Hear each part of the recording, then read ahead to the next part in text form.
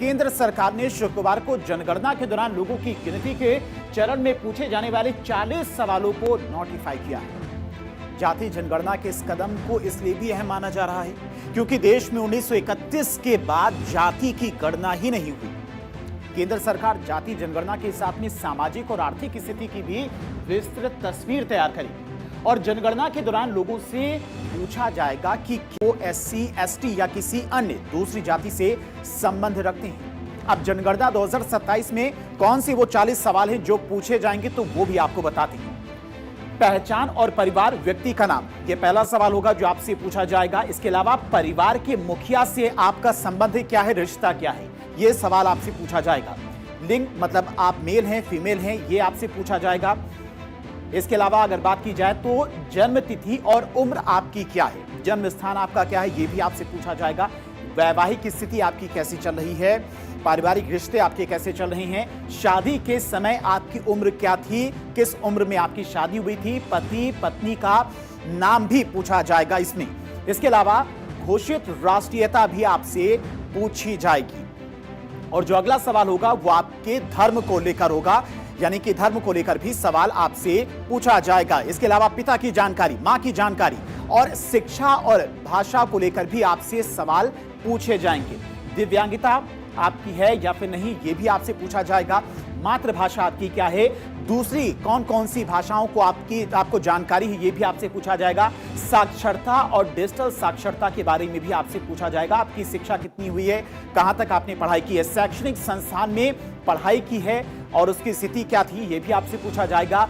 उच्चतर शैक्षणिक योग्यता और स्ट्रीम और विषय के बारे में भी आपसे जानकारी ली जाएगी। कौन कौन विषयों की आपकी जानकारी है, किस विषय की आपने पढ़ाई की है। रोजगार की अगर बात की जाए तो रोजगार में पिछले 1 साल में काम किया है या फिर नहीं, या खाली बैठे हैं, इस बारे में भी आपसे जानकारी ली जाएगी। और कामगार की श्रेणी भी आपसे पूछी जाएगी। इसके अलावा आर्थिक गतिविधि की श्रेणी आपसे पूछी जाएगी। आपकी आर्थिक गतिविधि क्या है, कैसे आपका घर का खर्च चलता है। व्यवसाय अगर आप करते हैं तो व्यवसाय के बारे में भी आपको जानकारी देनी होगी। इसके अलावा उद्योग, व्यापार या फिर सेवा का प्रकार भी आपको बताना होगा। इसके अलावा कामगार की श्रेणी भी आपसे पूछी जाएगी, किस कैटेगरी में आप आते हैं। गैर आर्थिक गतिविधि के बारे में आपसे पूछी जाएगी, क्या काम के अलावा और भी काम आप करते हैं जहां से आपकी इनकम होती है, काम की तलाश है या फिर उपलब्धता है, इसके बारे में भी आपसे पूछा जाएगा। और काम की जगह तक की यात्रा के बारे में भी आपसे जानकारी ली जाएगी। अब जन्म और माइग्रेशन को लेकर भी आपसे सवाल किए जाएंगे। जन्म स्थान आपका क्या है, कहां पर आपका जन्म हुआ था। पिछला निवास स्थान आपका क्या था, किसी दूसरी जगह पर रह रहे हैं तो आपको वो भी बताना होगा। माइग्रेशन का कारण क्या है, किन कारणों की वजह से आपने जन्म स्थान छोड़ा था। पिछली जगह से यहां पर रहने की अवधि क्या है, कितने समय से आप यहां पर रह रहे हैं। स्थायी निवास का पता क्या है जहां पर आपका जन्म हुआ था। इसके अलावा वर्तमान में जीवित बच्चों की संख्या क्या है, आपके बच्चे कितने हैं। अब तक जन्मे बच्चों की संख्या कितनी है, कितने बच्चों के आप पिता हैं या फिर मां हैं। पिछले 1 साल में जन्मे बच्चों की संख्या क्या है, आपके घर में कितने लोगों का जन्म हुआ है। इसके अलावा अन्य जानकारी भी आपसे ली जाएंगी, जैसे कि कोविड-19 वैक्सीनेशन की जगह कहां पर आपको वैक्सीन लगी थी। इसके अलावा कुल बैंक अकाउंट कितने हैं, कितने बैंकों में आपके अकाउंट हैं। मोबाइल नंबर आपके पास कितने हैं। आधार नंबर आपसे पूछा जाएगा। वोटर आईडी नंबर आपसे पूछा जाएगा। पासपोर्ट नंबर भी आपसे पूछा जाएगा। ड्राइविंग लाइसेंस उपलब्ध है या फिर नहीं, ये सवाल भी आपसे किया जाएगा। तो ये वो 40 सवाल हैं जिनके जवाब आपको जनगणना के दौरान देने होंगे।